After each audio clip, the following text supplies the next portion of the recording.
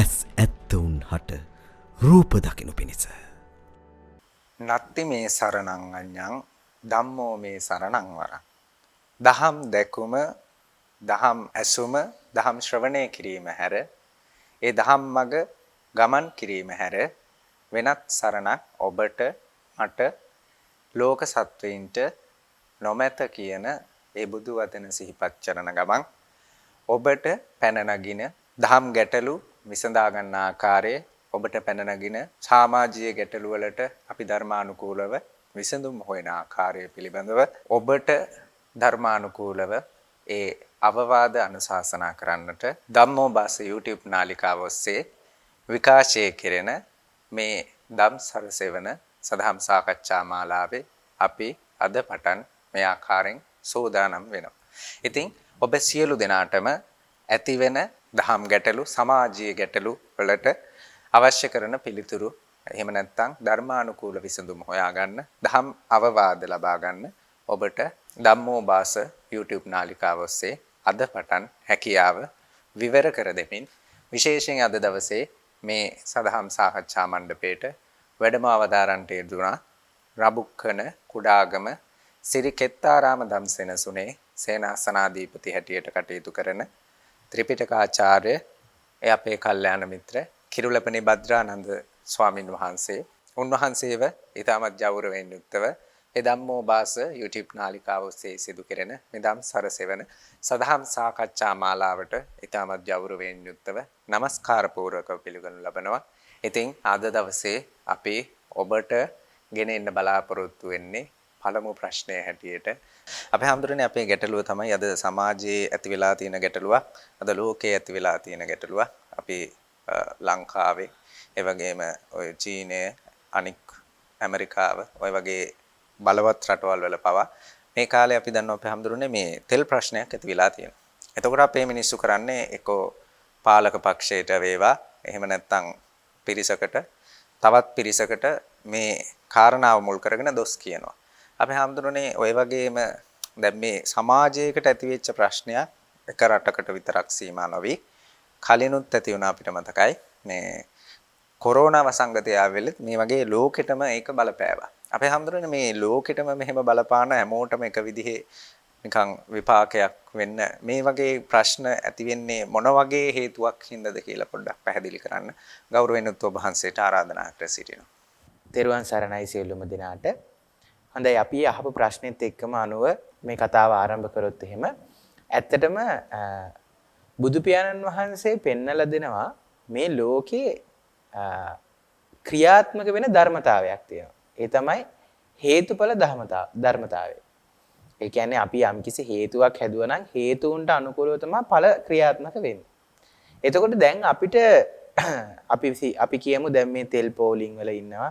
දැන් මං හිතන්නේ මේ කාලේ විතරක් නෙමෙයිනේ අපි මේ දැන් අපේ ලංකාව වගේ ගත්තොත් මීට කලින් ආර්ථික අවපාතයකට ගියපු වෙලාවේ ඒ වෙලාවෙත් ගෑස් පෝලිං තෙල් පෝලිං සහ මේ බඩු මිල ඉහළ නැග්ගා මේ වගේ බොහෝ විපාක වලට ඊට පස්සේ ඊටත් පෙර අපේ ඔබ වහන්සේ මතක් කරා වගේ කොරෝනා වසංගතයත් එක්ක ඒ සහ මේ කාලෙන් කාලෙට රටක් විදිහට ලෝකයක් විදිහට මූණ දෙන්න වෙන විවිධ විපත් තියෙනවා. දැන් මං හිතන්නේ තව මතක් කරොත් එහෙම දැන් පහුගිය කාලේ මේ මෑතකදම සිද්ධිය දිත්වා සුලිකුණාටුව ආවා.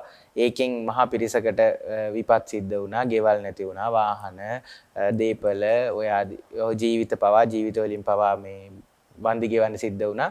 මේ වගේ මේ ලෝකේ කාලෙන් කාලට මේ වගේ මේ පොදු මහා පිරිසකට වෙන විපත් සිද්ධ වෙනවා. ඒක ගමක් කියන්නේ ඕක පොඩි තැන ඉඳන් අපිට කියන්න පුළුවන්. සමහරට පවුල කියන්නේ එක්කෙනෙක්ට විතරක් නැතුව පවුලටම දුක් විඳින්න සිද්ධ වෙන්න පුළුවන්.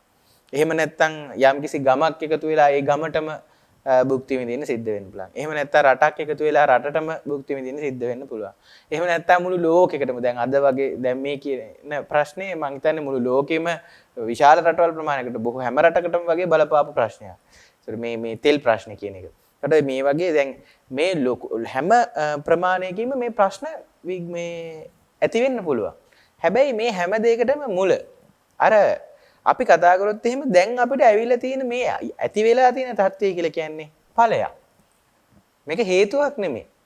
එතකොට අපි මේකට හේතු විදිහට ගොඩක් වෙලාවට සමාජයේ පුරුදු වෙලා තියෙන්නේ අපේ හාමුදුරුවොත් මතක් කරා වගේ සමාජයේ පුරුදු වෙලා තියෙන්නේ මේ වගේ ප්‍රශ්නයක මේ වගේ ඵලයකට හේතු විදිහට දකින්න බොහෝ වෙලාවට එක්ක පාලන පක්ෂයේ පාලන තන්ත්‍රයේ ගැටලුවක් එහෙම නැත්නම් ඒ සිස්ටම් එකේ ගැටලුවක් එහෙම නැත්නම් ඒ තමන්ගේ රටේ නැති වුණත් අනිත් රටවල් වල පාලනේ මේ කියන්නේ අපි නිතරම දෝෂය ඇඟිල්ල දික් කරන්නේ අනිත් පැත්තට. අනිත් පිරිසට තමයි අපි මේ දෝෂාරෝපණය දික් කරන්නේ. හැබැයි ඒක තමයි අපි පුරුද්ද. ඕක අපි පුද්ගලික ප්‍රශ්නයකදී ගත්තත් දැන් අපිට යම්කිසි දුකක් පීඩාවක් ආවට පස්සේ අපි කැමති ඒ දුකට හේතුව විදිහට අපි ඇඟිල්ල දික් කරන්නේ නිතරම කාටද? එළියට තමයි ඇඟිල්ල දික් කරන්නේ. ඒ කියන්නේ අපි පුරුදු වෙලා තියෙන්නෙම කවදාවත් දුකක් පීඩාවක් ආවට පස්සේ අපේ පැත්තෙන් මේ දුක දකින්න අපි හුරු වෙලා නැහැ. හැබැයි බුදුදහම ගත්තාම තථාගතයන් වහන්සේගේ දේශනාව ගත්තාම දේශනාවේ පදනමම තමයි චතුරාර්ය සත්‍ය. දුක දුකට හේතුව දුක නැති කිරීම දුක නැති කිරීමේ මඟ. එතකොට මෙන්න මේ දේශනාවේ පදනමම ඇතුලේ තියෙන මේ දුකට හේතුව තථාගතයන් වහන්සේ පෙන්වන්නේ බාහිරේද අපි ගාවද? අන්න අපි ගාව තමයි මේ දුකට හේතුව තියෙන්නේ. එතකොට අපි කියමු මේ විදිහට මේ සමාජීය ප්‍රශ්න කියලා ඇති වුණත් මේක ඵලයක් නම් මේ ඵලයට හේතුවක් තියෙන්න ඕන. ඒ හේතුව තියෙන්නත් ඕන අපිම හදපු මොනවා හරි හේතු ටිකක් තමයි. එතකොට දැන් අපි ගත්තොත් එහෙම උදාහරණයකට මම මෙන්න මෙහෙම පොඩි කතාවක් කියන්නම්. අපි කියමු ගමක ඉන්න කොල්ල කුරුටු ටිකක් ඉන්න. ඔය කොල්ල කණ්ඩායම අපි කියන ගෑන්සියක් කියලා අපි කියන්නේ. ඔය ගෑන්සියේ එක කොල්ලෙක්ට කවුරු හරි සද්දයක් දානවා. පොඩි නිකන් අරගද මේකද කියලා. ඉතින් ඔය තියෙනවනේ ඔය වයසට ඉතින් එක රණ්ඩුවක් සිද්ධ වෙනවා. දෙන්නෙක් අතර රණ්ඩුවක් සිද්ධ වෙනවා. එතකොට මේ සද්ද දැම්මට පස්සේ මෙයා ගිහිල්ලා මෙයාගේ අර ගෑන්සියේ ඉන්න අනිත් යාළුවන්ට ගිහිල්ලා කියනවා මේ බලපල්ලකෝ අලුව මට මෙහෙම සද්දයක් දෙන්නනේ අලුව මට මෙහෙම කියවනේ කියලා කියනවා. ඒ කිව්වට පස්සේ මොකද එයාගේ ඒ යාළුවෝ ටික කියන්නේ? අන්න කියනවා හරි හරි උඹට එහෙම සද්දයක් දෙන්නේ. එහෙම කොහොමද අපේ කාට සද්ද දාන්නේ? අපි ඉන්නවා උඹත් එක්ක බය වෙන්න එපා. උඹ ගිහිල්ලා ගහපන් අපි බලා ගන්නම් කියලා කියනවනේ. උඹ අත උස්සපන් උඹ ගහපන් අපි බලා ගන්නම් කියලා කියනවා. එක තනියෙන් එයා අර තනියෙන් ගිහිල්ලා ගහනවට වඩා අර තව පිරිසක් එකතු කරගෙන ඒ කට්ටියත් එකතු කරගෙන ඒ කට්ටියත් බලා ගන්නම් කියලා ඒ කට්ටියම එකතු වෙලා අර මේ ගහන වැඩේ සිද්ධ වෙනවා. ඒක සාධාරණ වෙන්නත් පුළුවන් අසාධාරණ වෙන්නත් පුළුවන් කෙනෙක්. ගහන්න හේතු වෙන මුල සාධාරණද අසාධාරණද කියන එක මත නෙමෙයි මේක තීරණය වෙන්නේ. කොහොම හරි අපි කාට හරි ගහනවා කියලා කියන්නේ කාට හරි දුකක් පීඩාවක් දෙනවා. දැන් ලෝක ධර්මතාවය ඇතුලේ මේ අපිට දුකක් වුණා අපිට පීඩාවක් අහගෙන හරි ආවා කියලා අපිට අසාධාරණකමක් සිද්ධ වුණා කියලා ධර්මතාවයේ ඇතුලේ කොහෙවත් කියන්නේ අපිට ආපු පීඩාවට අපි අනුන්ට පීඩා දෙන්න ඕන කියලා. ඒක අපි හදාගන්න තියරියක්. ඒ කියන්නේ අපි හදාගත්ත න්‍යායය තමයි ගැහුවොත් ගහන්න ඕන, බැන්නොත් බනින්න ඕන. එහෙම නැත්තම් බැන්නොත් බැන්නේ නැත්තම් ගැහුවොත් ගැහුවේ නැත්තම් ඒක නිවටකම. ඕක අපි හදාගත්ත මේ කියන්නේ ඕක ඊටත් වැඩිය පහත් වචන කියලා සමහර වෙලාවට කියනවා ඔබ මෙහෙමයි අරමයි මෙහෙමයි කියලා.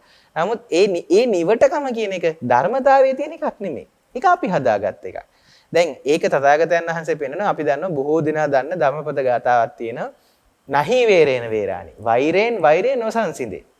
එතකොට මේක අපි මොනවද පුරුද්දක් වශයෙන් ඕක නිකන් කටපාඩමට පොඩි කාලේ ඉඳන් කියනවා. හැබැයි කොච්චර කීවත් අපේ හුරුව තමයි වෛරයෙන් වෛරය සංසිඳෙන්නේ නෙමෙයි අපේ තියරිය අපේ න්‍යායය තමයි මොකද්ද? වෛරයෙන් වෛරය තමයි සංසිඳෙන්නේ. හැබැයි තථාගතයන් වහන්සේ කියන්නේ වෛරයෙන් වෛරය නොසන්සිඳේ. නහි වේරේන වේරාණී කීකේ ගිහිල්ලා ගහනවා. ඔව් නහි වේරේන වේරාණී කීකේ ගිහිල්ලා ගහනවා. ඕක තමයි මේ මිනිස්සු කරන්නේ හැමතිස්සෙම. ඒකට හේතුව තමයි අර අපි හිතනවා එහෙම නොකර ඉන්න එක හරි නිවටකමක්. ඒක හරි මේ බැරි කමක්, බැරියාවක් කියලා. නෑ, එහෙම නෑ. සාධාරණ වෙන්න පුළුවන්, අසාධාරණ වෙන්න පුළුවන්. තමන්ට සිද්ධ වෙච්ච දෙයකට අනුන්ට තමන්ට දීපු දුකකට, තමන් විඳපු දුකකට අනුන්ට තව කෙනෙක්ට දුකක් දෙනවා කියලා කියන්නේ ඒක ධර්මතාවයෙන් සුදුසු නැති දෙයක්. දැන් අපි උදාහරණයකට හොඳටම මෙහෙම කියමුකෝ. දැන් තථාගතයන් වහන්සේ අපි ගමුකෝ. තථාගතයන් වහන්සේ බුදු වුණේම ලෝක සත්වයා වෙනුවෙන්. එතකොට සාරාසංග කල්පලක්ෂයක් පාරමිතා පුරලා දස පාරමිතා උපපාරමිතා පරමත්ත පාරමිතා මේ ආදී වශයෙන් මේ පාරමිතා පුරලා එතනින් එහාට 28 සූවිසි බුදු පියාණන් වහන්සේලාගෙන් විවරණ අරගෙන මේ ආපු ගමන ඇතුලේ මේ මුළු ගමන මාවේ අපි අහලා තියෙනවා දීපංකර පාදමූලේ පළවෙනි විවරණේ ගන්නකොට උන්වහන්සේ එදා සුමේද තාපසයා විදිහට ඒ සුමේද තාපසයාට ප්‍රඥාව සහ හේතු වාසනා සියල්ල තිබ්බා එදා බණ අහලා එදා රහත් වෙන්න. හැබැයි එදා බණ අහලා එදා රහත් වෙන්න හේතු වාසනා තිබ්බ සුමේද තාපසයා තෝරගත්තේ මොකද්ද? නෑ මම කවදා හරි සම්මා සම්බුද්ධත්වයට පත් වෙලා මේ ලෝක සත්‍යාවත් මේ ගමනේ මේ ඊතර කරනවා මාත් ඊතර වෙලා අනුන්වත් ඊතර කරනවා කියලා ඇත්තම කතාව උන්වහන්සේට එදා තනියෙන් ගොඩ යන්න තිබ්බ අවස්ථාව පැත්තකට දාලා තමයි අපි වෙනුවෙන් තමයි මේ ගමනක් ආවේ. එතකොට එච්චර ගමනක් ඇවිල්ලා තථාගතයන් වහන්සේ සම්බුද්ධත්වයට පත් වෙනවා. සම්බුද්ධත්වයට පත් වුණාට පස්සේ මිනිස්සු කී දෙනෙක් බුදුහාමුදුරන්ට බැන්නද? මිනිසුන් චෝදනා කරා පවුල් කඩාකප්පල් කරනවා කිව්වා පවුල් විනාශ කරනවායි කිව්වා සමහර බිරින්දෑවලු ස්වාමි පුරුෂයන් මේ බුදු පියන් වහන්සේට ගාවට යවන්න බය වුණා ඇයි පවුල කඩ නැති වෙයි ගිහිල්ලා මහාන වෙයි කියලා ඊට පස්සේ එතනින් එහාට අපි දන්නවා මේ ඔය සුන්දරී පරිබ්‍රාජිකාවගේ සුන්දරීගේ කතාවේ ඇතුළේදී එහෙම උන්වහන්සේලා මේ කාන්තාවන්ට විවිධ අතවර කරා කියලා විවිධ චෝදනා කරා හැබැයි මේ එක චෝදනාවක්වත් තථාගතයන් වහන්සේ කරපු වැරදිද නොකරපු වැරදිද? ඒ සියල්ල නොකරපු වැරදි. එතකොට බැනුමක් ඇහුවනම් ඇහුවේ නොකරපු වරදකට. කරපු වරදකට කවදාවත් තථාගතයන් වහන්සේ බැනුම් ඇහුවේ නැහැ. මොකද උන්වහන්සේ සම්මා සම්බුද්ධත්වයට පත් වුණාන් පස්සේ අංශු මාත්‍රයකවත් වැරද්දක් උන්වහන්සේගෙන් සිද්ධ වෙන්නේ නැහැ. දැන් අපි කියනවනේ නේද? රහසින්වත් පව් කරන්නේ නැහැ කියලා අපි දල වශයෙන් අපි බුදුගුණ කියද්දි කියනවනේ. එතකොට ඒ තරම් පිරිසිදු උත්තමයෙක් කියලාත් උන්වහන්සේටත් ඒ වගේ කතා අහන්න සිද්ධ වුණා. එතකොට ඕකෙදි අපිට හිතෙන්නේ අනේ මහා අසාධාරණයිනේ. බලන්නකො බුදුහාමුදුරන්ට මෙහෙම බණිනවනේ. බුදුහාමුදුරන් නොකරපු වැරද්දනේ. හැබැයි තථාගතයන් වහන්සේ කොයි අවස්ථාවකදීවත් එහෙම කිව්වද? බලන්න මේ මම උඹලා වෙනුවෙන් බුදු වුණේ. මම මෙච්චර එදා මට නිවන් දකින්න තිබ්බා. සුමේද තාපසයා විදියට. හැබැයි එදා සුමේද තාපසයා විදියට නිවන් දකින්න තියෙද්දි මම එදා නිවන් දකින්න නැතුව මේ ගමන ඇවිල්ලා මේ සම්බුද්ධත්වයට පත් වෙලා මෙච්චර මහා යොදුන් ගණන් පයෙන් ගිහිල්ලා බණ කියලා මම මේ දහම දෙන්නේ මේ කැප වෙන්නේ උඹලා වෙනුවෙන්. ඒ නිසා උඹලා මට ඔහොම බයින් එක අසාධාරණයි කියලා කවදාවත් කිව්වද? එහෙම හඬක් නැගුවේ නැහැ. උන්වහන්සේ කිව්වේ මොකද්ද? සුන්දරීගේ මේ ප්‍රශ්නේදී වුණත් උන්වහන්සේ කියන්නේ මොකද්ද? මේ මං කරින් කරපු විපාකයක්. අර පුබ්බකම්ම පිලෝතික ප්‍රදානේ තථාගතයන් වහන්සේ ඉස්තර කරනවා තථාගතයන් වහන්සේට දුක් මේ උන්වහන්සේ සසරේ කරපු කර්ම විපාක දුන්න අවස්ථා 14ක් විස්තර කරනවා.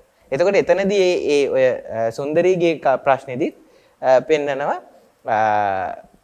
උන්වහන්සේ පෙර සසරේ එනකොට පිරිසකගේ ගුරුවරයෙක් වෙලා කටයුතු කරගෙන නිකන් අර තාපස පිරිසකගේ ගුරුවරයෙක් වෙලා සාමාන්‍යයෙන් උන්වහන්සේත් එක්ක මට මතක ශිෂ්‍යෝ ප්‍රමාණිකුත් ඉන්නවා. එතකොට මේ ශිෂ්‍යෝගේ ප්‍රධානිය වෙලා ඒ ගුරුවරයා වෙලා එහෙම කටයුතු කරගෙන ඉන්නවා. එතකොට අන්න එහෙම කටයුතු කරගෙන ඉන්න කාලෙක ඒ ආසන්නයට එනවා ස්වාමින් වහන්සේ නමක්. ඒ කියන්නේ උන්වහන්සේ ඒ ඉන්න ගමට ස්වාමින් වහන්සේ නමක් වැඩම කරනවා.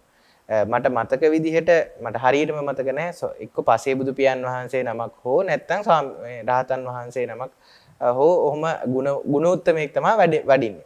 එතකොට මේ වැඩම කරාට පස්සේ අර ගුරුවරයා සහ ශිෂ්‍ය පිරිසට අර ස්වාමින් වහන්සේ නිසා තියෙන ලාභ සත්කාර ටික අඩු වෙන්න ගන්නවා. මොකද හැමෝම ගමේ මිනිස්සු අර හාමුදුරුවන්ට සත්කාර කරන්න ගන්නවා. ඊට පස්සේ මොකද මේ ගුරුවරයා කරන්නේ? මේ ගුරුවරයා කතන්දරයක් හදනවා. මොකද්ද? මේ අර ඉන්න ස්වාමින් වහන්සේ මෙන්න මෙහෙම මේ ස්ත්‍රීන්ට මේ කරදර කරලා පීඩා කරලා එහෙම ඉන්න කෙනෙක් කියලා බොරු කතාවක් නිර්මාණය කරනවා. එතකොට මේ නිර්මාණය කරාම ඒ ගෝල පිරිස තමයි මේ ප්‍රචාරය පතුරවන්නේ. එතකොට අර නිර්මාණය කරපු එකේ විපාකෙට තථාගතයන් වහන්සේට වුණා ඒ දෝෂාරෝපණය අහන්න සිද්ධ වුණා. ඒ කියන්නේ අර බොරු කතාවක් හදපු එකේ හේතුවට ඵලයේ විදිහට තථාගතයන් වහන්සේට බොරු චෝදනාවක් ආවා. එතකොට අන්න දෙයි තථාගතයන් වහන්සේ කරගත්ත විපාකේ. එතනින් එහාට උන්වහන්සේට ඒ ආපු චෝදනාව නිසා මොකද උනේ? මිනිස්සු දාන දෙන එක නැවැත්තුවා. දාන දෙන එක නැවැත්තුවාම පාඩුව තියෙන්නේ බුදුහාමුදුරන්ට විතරද? නෑ. එතන ශ්‍රාවක පිරිසටත් තියෙනවා. එහෙනම් ඒ හිටපු ශ්‍රාවක පිරිස ඒ හාමුදුර ටික කියන්නේ කවුද? අර එදා අර විපාක කරන වෙලාවේ අර බොරු චෝදනාවක් අර ස්වාමින් වහන්සේ වෙනුවෙන් හදපු වෙලාවේ ඒක පැතිරෙන්නේ කවුද? අන්න හිටපු ශ්‍රාවක පිරිස. එහෙනම් ඒ ශ්‍රාවක පිරිසගේ ඒ පතුරෝපයේ විපාකෙට මොකද උනේ? තථාගතයන් වහන්සේට චෝදනාව ආපු වෙලාවේ අන්න මිනිස්සු දාන දෙන්නේ නැති වුනහම ඒක ශ්‍රාවකයන්ටත් බලපෑවා. එහෙනම් තථාගතයන් වහන්සේටත් එදා හිටපු ශ්‍රාවක පිරිසටත් මේ සම්පූර්ණ සිද්ධියට හේතුව මුල මොකද්ද? තමන් හදපු හේතුව. හැබැයි අපි අද ওই සිද්ධිය දැක්කනම් අපි අද බනින්නේ කාටද? අපි චින්චමානවිකාවටනේ. අපි චින්චමානවිකාවට තමයි බනින්නේ. අපි නැත්තම් මේ බයින්නේ පරිබ්‍රාජක පිරිසකට. බලන්න මේ බුදුහාමුදුරුවෝ මෙච්චර හොඳ කෙනෙක් වෙලා බුදුහාමුදුරුවන්ට චෝදනා කරන්න මෙන්න මේ පරිබ්‍රාජක කරපු වැඩේ මෙන්න මෙහිමයි කියලා අන්න ඒගොල්ලන්ට අපි බනිනවා. එහෙම නැත්තම් අපි බුදුහාමුදුරුවන්ට බනිනවා. බාන්න මෙහෙම පෙන්නුව පෙනාගේ පෙන්නගෙන හිටියට මෙහෙම වැඩනේ කරලා තියෙන්නේ කියලා ওই දෙකෙන් එකකට මොන පැත්තකට හරි ගිහිල්ලා අපි චෝදනා කරන්නේ ඒ වෙලේ අවස්ථාව දැකලා. හැබැයි අපිට කවදාවත් පේන්නේ මෙන්න මෙහෙම සිද්ධියක් උනේයයි. මේකේ මුල මොකද්ද?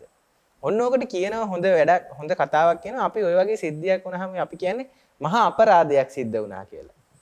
හැබැයි ඇත්තටම මේ අපරාධය කියන වචනේ තේරුමක් තියෙනවා. දැන් අපරාධය කියන්නේ මොකද්ද? අපර අර්ධය කියලා කොටසක් තියෙනවා. අපර කියලා කියන්නේ අපි කියනවා පසුවට පස්වරුව ගෙවෙන අර්ථය අවසාන වෙන අර්ථයට කියනවා අපර කියලා. එතකොට අර්ධයක් කියන්නේ භාගයක්. අඩක් කියන එක. එතකොට අපර අර්ධයක් තියෙනවා නම් ඒ කියන්නේ පස්සේ පිටි පසු භාගයක් තියෙනවා නම් ඒකට තියෙන්න ඕන මොකද්ද? අන්න පූර්ව භාගයක් තියෙන්න ඕන. එහෙනම් පූර්ව භාගය තමයි පෙර අර්ධය. එහෙනම් අපරාධය මේ විදිහට සිද්ධ වෙනකොට ඒ අපරාධයට පූර්ව අර්ධයක් තියෙනවා පෙර අර්ධයක් තියෙනවා. අන්නේ පෙර අර්ධය අපි කවදාවත් දකින්නේ නැහැ. එහෙනම් අර සුන්දරී නිසා බුදු පියාණන් වහන්සේට අහන්න වෙච්ච ඒ කතාව ඒක මහා අපරාධයක් විදිහට ඒ කොටස අපි දැක්කට ඒකේ පෙරාර්ධය අපි දැක්කේ නැහැ. එහෙනම් පෙරාර්ධයක් තිබ්බා. ඒක තමයි තථාගතයන් වහන්සේ පෙන්වන්නේ. මේක මෙහෙම නිකන් සිද්ධ වුණේ නැහැ. අපි මම සහ මගේ ශ්‍රාවක පිරිස කලින් කරපු එකේ විපාක තමයි මේ භුක්ති විඳින්න සිද්ධ වුණේ කියලා. අන්න ඒ වගේ මේ එකට කරන වැඩ තියෙනවා. ධර්මං අර ඉස්සෙල්ලා කිව්වේ අර කොළු කණ්ඩායම කොල්ලොන්ගේ වැඩ. අම්බ ගහපන් අපි බලා ගන්නම් කියලා. මේ වගේ මේ එකට පිරිසක් විදිහට කරන දේවල් තියෙනවා. අන්න ඒ වගේ විපාක තමයි අපිට මේ එකට භුක්ති විඳින්න සිද්ධ වෙන්නේ. එතකොට රටක් විදියට වෙන්න පුළුවන්. පවුලක් විදියට වෙන්න පුළුවන්. ගමක් විදියට වෙන්න පුළුවන්. රටක් විදියට වෙන්න පුළුවන්. ලෝකයක් විදියට වෙන්න පුළුවන්. පිරිසක් එකතු වෙලා එකම විපාකයක් කරලා තියෙනවා නම් එක යම්කිසි කර්මයකට පිරිසක් සම්බන්ධ වෙලා තියෙනවා නම් අන්නේ පිරිසමටම ඒකට විපාක භුක්ති විඳින්න සිද්ධ වෙන්න පුළුවන්. එතකොට අපි රජයටවත් රටේ මිනිස්සුන්ටවත් මිනිස්සුන්ගේ ආකල්ප වලටවත් විතරක් බැනලා වැඩක් නැහැ. ඒ තමයි මේ කාලේ අපි ඒකට කියනවා සමානතර. දැන් යම් විපාකයක් ඵල දෙන්න නම් ඒකට මේ කාලේට අදාළ සමානතර ටිකක් තියෙන්න ඕන. මේ කාලේට අදාළ සමානතර කියලා කිව්වොත් අපි කියන්නේ සමාන අන්තරයක් තියෙන්න ඕන. يعني යම් දුකක් නිකන් දැන් ප්‍රශ්නයක් නිකන් ඵලනකින් නෑනේ. ඒකට යම්කිසි පසුබිමක් තියෙන්න ඕනේ. එතකොට අපි ওই මිනිස්සුන්ගේ ආකල්ප වෙන්න පුළුවන් රජයක යම්කිසි වැරදි තීරණ වෙන්න පුළුවන්. ඒව මේක අර විපාකේ භුක්ති විඳින්නේ විපාකේ ඵල දෙන්න මේ කාලේ පසුතලයේ හැදෙන ටික විතරයි. හැබැයි මේ විපාකේ භුක්ති විඳින්න සිද්ධ වෙන්නේ අර පෙර අපි කරපු හදපු හේතුව නිසා. එහෙනම් අන්න ඒවට කියනවා මේ කාලෙන් කාලයට එන එක එක විපත් නිසා. එතකොට මේවට කියනවා කාල විපත් කියලා. එතකොට මෙන්න මේ කාල විපත් එන්නේ එක කෙනෙකුට නෙමෙයි. මහා පිරිසකට එකට භුක්ති විඳින්න සිද්ධ වෙනවා. දැන් අපි මෙහෙම වැඩ කර ඉන්නවා. ගෙදර දොරේ අපි hina වෙවි කකා බිබී ඉන්නවා. එක පාට නායක් ගිහිල්ලා ගෙදර හැමෝම අර පස් කන්දට යට වෙලා මැරෙනවා. එතකොට සමහර විට එතන ඉන්න පුළුවන් අර කර්මය කරනකොට එයාලා ඒ කර්මය කරන එකට කරපු කර්මය කරන වෙලාවේ ඒ කර්මය කරන වෙලාවේ පොඩ්ඩක් ඒකෙන් ඈත් වෙලා ඉඳපු කෙනෙක් ඉන්න පුළුවන්. ඒ වගේ අය මොකද වෙන්නේ? අන්න නූලෙන් බේරෙනවා. සමහර දැන් ඔයොන් තරම් දැන් අර පහුගිය අවුරුද්ද එහෙම අර ලොකු ගුවන් යාන අනතුරක් සිද්ධ වෙච්ච වෙලාවේ ඒ ගුවන් යාන අනතුරෙන් බේරිච්ච දෙන්නෙක් හිටියනේ. ඉන්දියාවේ එක්කෙනෙක් මේ ෆ්ලයිට් එකට නගින්න පරක්කු වෙලා එයා බේරුණා. තව එක්කෙනෙක් මේ අච්චර මහා විනාශයක් වෙලා අර අච්චර මිනිස්සු මැරිලා අච්චර පිපිරීමක් කියලා ඔක්කොමත් වෙලා අර මනුස්සයා කිසිම කරදරයක් නැතුව අර ඔක්කොම අර සුම්බුන් ටික ගොඩෙන් මැද්දෙන් එනවා. එතකොට මේ මොකද? අර එකට කරපු විපාකේ ඵල දුන්නට එයා සමහර විට එයා ඒ වෙලාවේදී නෑ මම උකට ඇඟිලි ගහන්නේ නෑ මං ඈත් වෙලා ඉන්නවා කියලා අර කරන ඒ විපාකේ කරපු වෙලාවේ කර්මයේ කරපු වෙලාවේ ඒකින් ඈත් වෙලා ඉන්නවා. එතකොට විපාක භුක්ති විඳිනකොට මොකද වෙන්නේ? එයාට විපාක හම්බෙන්නේ නෑ. ඉතින් අන්න ඒ වගේ මේ තෙල් පෝලිං ගත්තත් වෙනත් මේ සමාජ දැන් අපි දේශපාලනික ප්‍රශ්න ගත්තත් අපි කියනවා මේ රජේ වැරදි අර රජේ වැරදි අරගොල්ලෝ වැරදි මේගොල්ලෝ වැරදි කියලා අපි මිනිස්සු දෙපැත්තට බෙදලා රණ්ඩු කරාට මේ හැමෝටම එන්නේ තම තමන් හදාගත්ත ගනුදෙනු ටිකක් තම තමන් හදාගත්ත හේතුඵල ටිකක්. ඉතින් තම තමන් හදාගත්ත හේතුඵල ටිකක් නම් එන්නේ දුකට අනුන්ට දොස් තියලා වැඩක් නෑ. අපේ පුරුද්ද තමයි දුක අනුන්ට පටවන එක. හැබැයි තථාගතයන් වහන්සේ පෙන්නනවා දුකට හේතුව අනුන් නෙමෙයි අපිම හදාගත්ත විපාක ටිකක් තමයි මේකට හේතුඵල විදිහට එන්නේ. කට්ටිය එකට කරපු කර්ම විපාක විදිහට එකට භුක්ති විඳින්න සිද්ධ වෙනවා. තම තමන් තනියෙන් කරපු කර්ම තම තමන්ට තනියෙන් භුක්ති විඳින්න සිද්ධ වෙනවා. ඉතින් මේක තමයි ලෝකේ දරණ ස්වභාවය නැත්තම් ධර්මතාවය කියලා කියන්නේ. එහෙමයි අපේ හාමුදුරුවෝ. දැන් අපේ හාමුදුරුවෝ ඉස්සෙල්ලා මතක් කරා මේ අපි අපේ පුරුද්ද තමයි ගැහුවොත් ජහනවා. ඔව්. ඕකට හොඳ උදාහරණයක් මට මතක් වුණා සුණාපරන්ත පුන්න හාමුදුරුවෝ. ඔව්. ගමට යන වෙලාවේ මේ බුදු පියාණන් වහන්සේ දුන්න උත්තරේ. ඔව් අහනවනේ මේ සුණාපරන්ති පුන්නහාමුදුරුවන්ගෙන් අහනකොට ඔබ වහන්සේ කොහෙද මග වඩන්න යන්න හිතාගෙන ඉන්නේ කිව්වහම මේ පුන්නහාමුදුරුවෝ කියනවා මම යනවා සුණාපරන්ත දේශයට. එතකොට තථාගතයන් වහන්සේ කියන සුණාපරන්ත දේශය කියන්නේ බොහොම සැඩ පරුස මහා අපි කියන්නේ අර මහා හරි රෞද්‍ර පිරිසක් ඉන්න ගමක්. ඉතින් ඔතන ගිහිල්ලා ඔබට මේ ඔබේ සිව්පස අපුපස්ථාන ටික ගන්න බැරි වෙයි. ඔබට මේ මිනිස්සු බණීවි. ඔබට මේ මිනිස්සු ඔබට ගරහාවේ. මේ එතකොට පුන්නහාමුදුරුවෝ කියනවා කමන්නේ බුදු පියාණන් වහන්සේ මට බැන්නහම මොකද? මට ඒ කට්ටිය කරදරයක් කරේ නෑනේ. නේද? මට කායික පීඩාවක් දුන්නේ නෑනේ. එතකොට අන්න එහෙම කියලා පුන්නහාමුදුරුවෝ කියනවා. එතකොට තථාගතයන් වහන්සේ නැවත ප්‍රශ්නයක් ඇති කරනවා. හරි යම් හේතුවක් මත එයාලා ඔයාට කායික පීඩාවක් කායික දුකක් දුන්නොත් තුවාලයක් කරොත් කරදරයක් කරොත් එතකොට කියනවා කමක් නැහැ බුදු පියාණන් වහන්සේ. මගේ අතප්පයක් කැඩුවේ නෑනේ. ඒ නිසා මට ගැටලුවක් නැහැ කියනවා. ඊට පස්සේ තථාගතයන් වහන්සේ නැවත පෙරලා ප්‍රශ්න කරනවා. ඉතින් අතප්පයක් කැඩුවොත් එහෙම. එතකොට ආයි මේ පුන්නහාමුදුරුවෝ කියනවා අතපය කැඩුවත් කමන්නේ බුදු පියාණන් වහන්සේ ඒ අය මාව මරණයටපත් කරේ නෑනේ. එතකොට හරි කල්දිසි හරි මැරුවොත් එහෙම. අන්න එතකොට කියනවා කමන්නේ මොනවා කරන්නද මේ ලෝකේ මේ කාය පවත්වා ගන්න එක බොහොම පීඩාකාරීස වැඩක්. ඉතින් මේ කාය පවත්වා ගන්න උත්සාහය දරන වෙලාවේ මේ නිවන් මාර්ගක් වඩන්න උත්සාහ කරන මට ඉතින් මේ කය බිඳිලා යන එක මොකද්ද? මේ කය බිඳිලා යන එක මොනතරම් දෙයක්ද?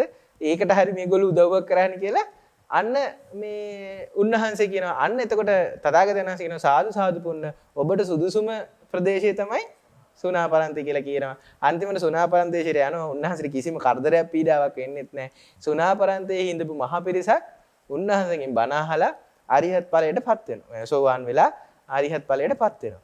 ඉතින් ඒක දැන් එතනදී වුණත් බලන්න දැන් අපිට පුරුද්ද ගැහුවොත් ගහන එක. අපි හිතන් ඉන්නේ ඒක තමයි චණ්ඩිකම. ඒක තමයි චණ්ඩිකම කියලා. ඔව්. දැන් ඔක හොඳටම උදාහරණයක් කියත හැකි. දැන් අපි ගත්තොත් එහෙම දැන් ගෙදර ඉන්න බල්ලෝ ගන්නකො. අපේ ගෙදර බල්ලෙක් ඉන්නවා අල්ලපු ගෙදර බල්ලෙක් ඉන්නවා. දැන් අපේ ගෙදර ඉන්න බල්ලාට බල්ලා අපේ ගෙදර වත්තේ ඉන්නකොට අල්ලපු ගෙදර එකා එනවා අපේ වත්තට. එතකොට අපේ බල්ලා මොකද කරන්නේ? අපේ බල්ලා බුරනවා. එතකොට අපේ බල්ලා බුරනකොට අනිත් බල්ලා කමන්නේ එහෙනම් මං යන්නම් කියලා ඌ එහෙම නිකම් ඉන්නවද? ඌ හැරිලා යනවද නැත්නම් ඌත් බුරනවද? ඌත් පෙරලා බුරනවා. ඌත් පෙරලා බුරනකොට අපේ කමකෝ කරන්නේ. ඌ ඉන්නවද සද්ද නැතුව? නෑ මෝ ඊටසේ කඩා පයින්න යනවා. දත් මේ විරිත්තගෙන දත් එළියට දාගෙන අර උට හපා ගන්න පයින්නවා. එතකොට හපා ගන්න පයින්නකොට අර බල්ලා මොකෝ කරන්නේ? ඌත් නිකන් ඉන්නේ ඌත් හපා ගන්නවා. එහෙනම් මේ බලු පොරේ කියන එක ඔන්න ඔහොම තමයි පටන් ගන්න.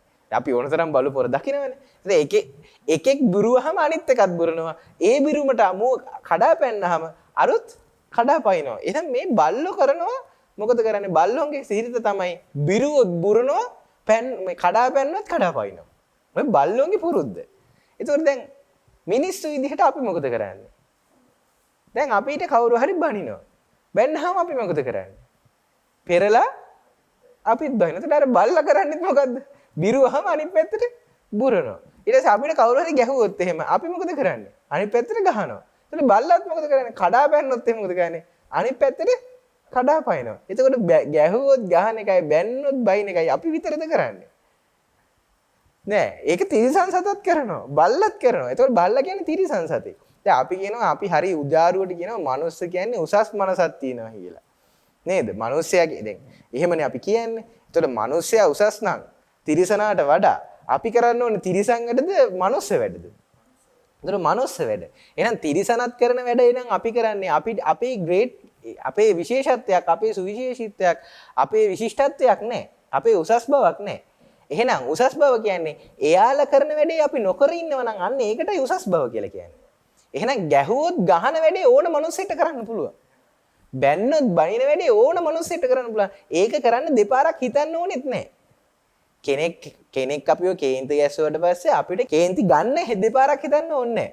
මොකද අපිට කවුරු හරි කේන්ති ගැස්සුවොත් අපිට අනිවාර්යයෙන්ම කේන්ති යනවා. එතකොට අපි බැන්නොත් බනිනවා ගැහුවොත් ගහනවා. හැබැයි එහෙම ස්වභාව ධර්මයේ එහෙම තියෙද්දි හැමෝම එහෙම වෙද්දි අපිට පුළුවන් නම් ගැහුවොත් ගහන පිරිස අතර ගැහුවොත් නොගහ ඉන්න කෙනෙක් වෙන්න.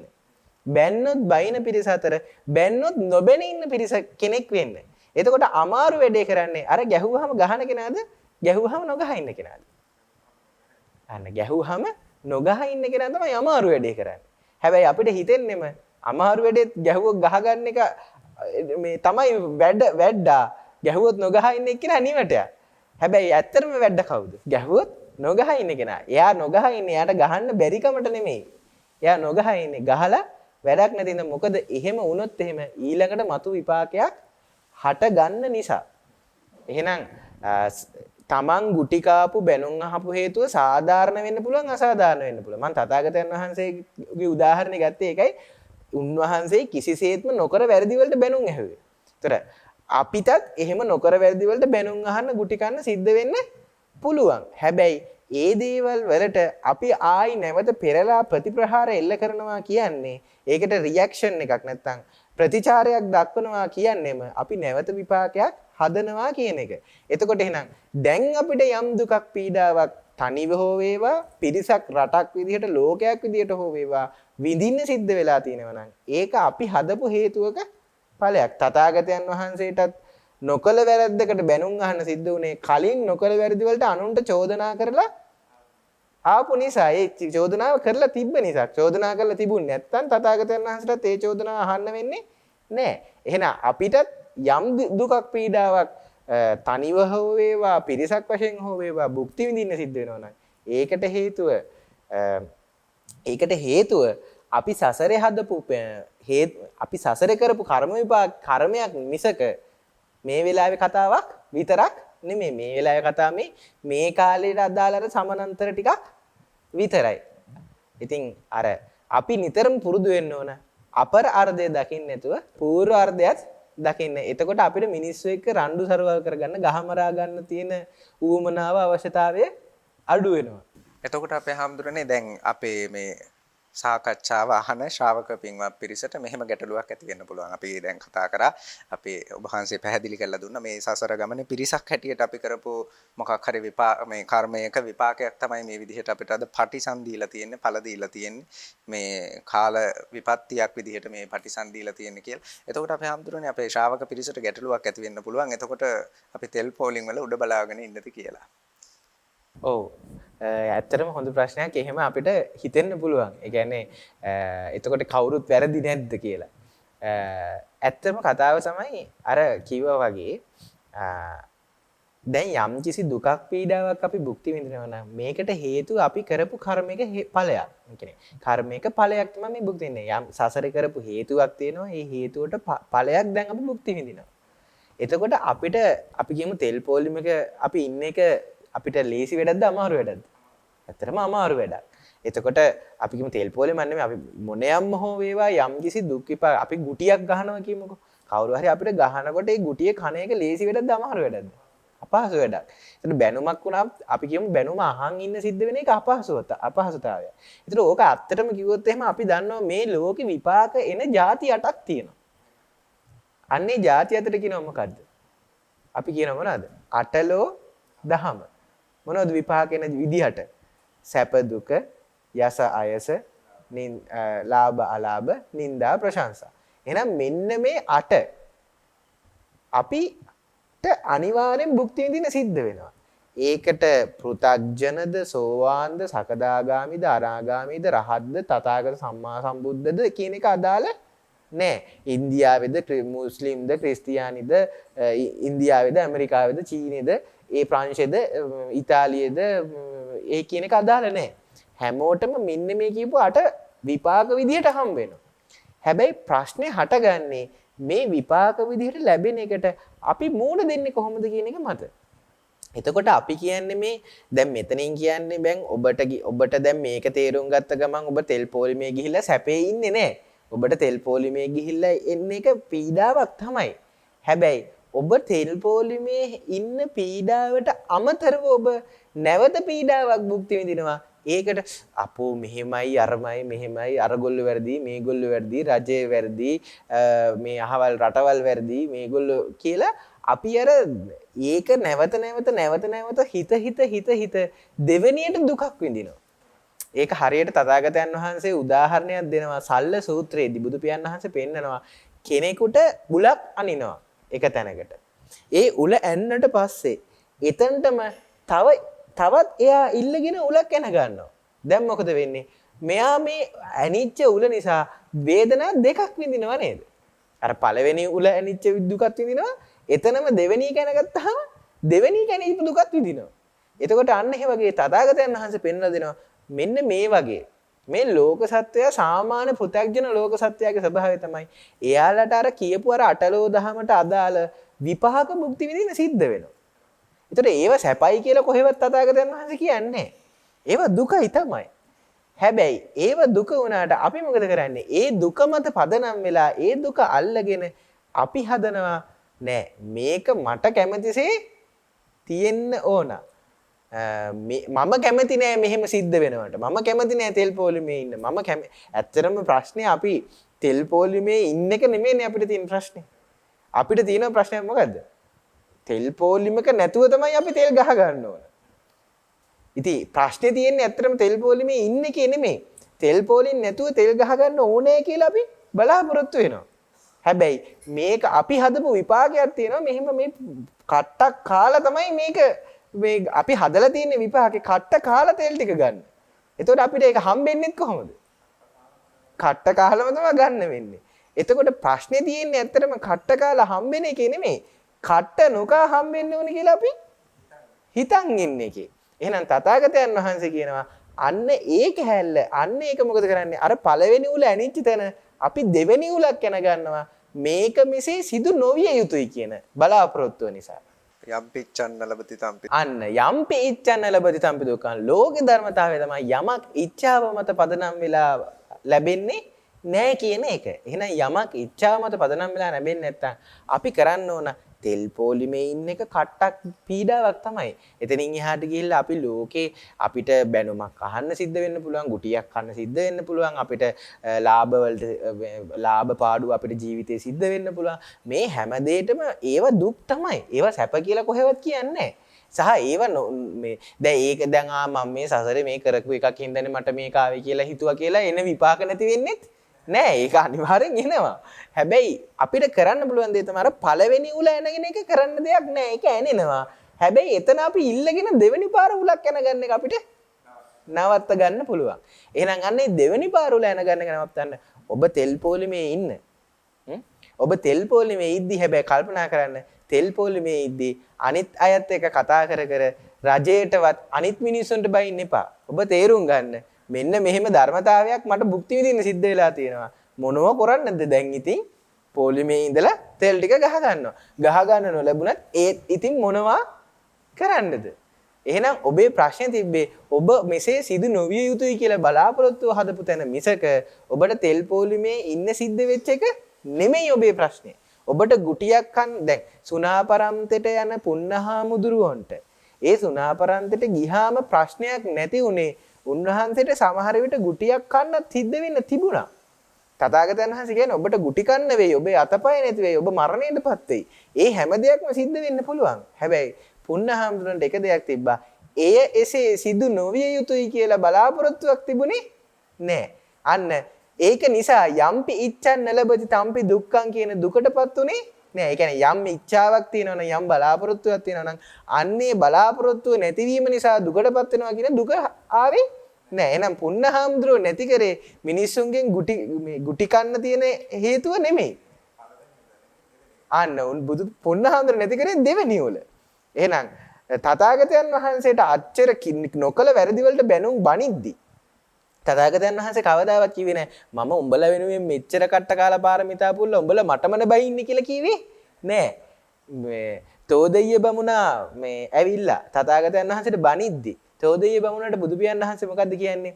ඔබ දුන්න සංග්‍රහ ටික ඔබම පිළිගන්න. මං ඕක භුක්ති විඳින්නේ නෑ කිව්වා. අන්න එහෙම කීව මිසක උන්වහන්සේ කිව්වේ නෑ මට බණින්න එන්න උඹ කවුද කියලා ඇහුවේ නෑ. දැන් තථාගතයන් වහන්සේ කියන්නේ ඒ කාලේ බිම්බිසාර රජතුමා, කොසල් රජතුමා ඇතුළු ඊට පස්සේ මල්ල රජදරුවෝ ඒ කාලේ දඹදිව හිටපු සියලු රජවරුන්ට අන දෙන්න පුළුවන් තරම්. ඒ කියන්නේ තථාගතයන් වහන්සේ කිව්වොත් මේක මෙහෙම වෙන්න ඕනේ කියලා රජවරු ආයි බැගෑපත් වෙලා ඒ දේ ඒ විදිහට කරලා දෙන්නේ නැද්ද? අනිවාර්යෙන් කරලා දෙනවා. හැබැයි එච්චර බලයක් තියාගෙන තථාගතයන් වහන්සේ කොයි අවස්ථාවකවත් කිව්වේ නැහැ අහවලාමට බැන්න මුට දඬුවම් දෙන්න. අහවලාමට දොස් පැවරුවම් මෙයාට දඬුවම් කරන්න කියලා කවදාවත් කිව්වේ නැහැ. මුගලන් හාමුදුරුවන්ව මරණයට කියන්නේ හොරු කට්ටිය කණ්ඩායම ඇවිල්ලා මුගලන් හාමුදුරුවෝ මරලා ගියාට පස්සේ ඒ හොරු කණ්ඩායම අල්ලගෙන කොසල් රජතුමා අලියැත්තුලව්ව පාගවල මරණයටපත් කරන්න මරණ දඬුවම් නියම කරාටත් පස්සේ තථාගතයන් වහන්සේ එතනට ගිහිල්ලා කිව්වේ නැහැ හොඳ වැඩේ මේ රජතුමනි මගේ හොඳම ගෝලයා මැරුවේ මුන් ටික තමයි මුන්ට හොඳ දඬුවමක් දෙන්න ඕනේ ඉහළම දඬුවම් දෙන්න ඕනේ කියලා තථාගතයන් වහන්සේ කිව්වේ නෑ. හැබැයි අද අපි නම් එහෙම කියනවද නැද්ද? අනිවාර්යෙන් අපි නම් කියනවා. දැන් අපිට මොකක් හරි ඉහළ තැනක කනෙක්ෂන් එකක් තියෙනවා නම් අපි ඒ කනෙක්ෂන් එක පාවිච්චි කරලා අපි බලන්නේ උපරිම දඬුවම අරගොල්ලන්ට දෙන්නනේ. හැබැයි තථාගතයන් වහන්සේ කියන්නේ මොකද?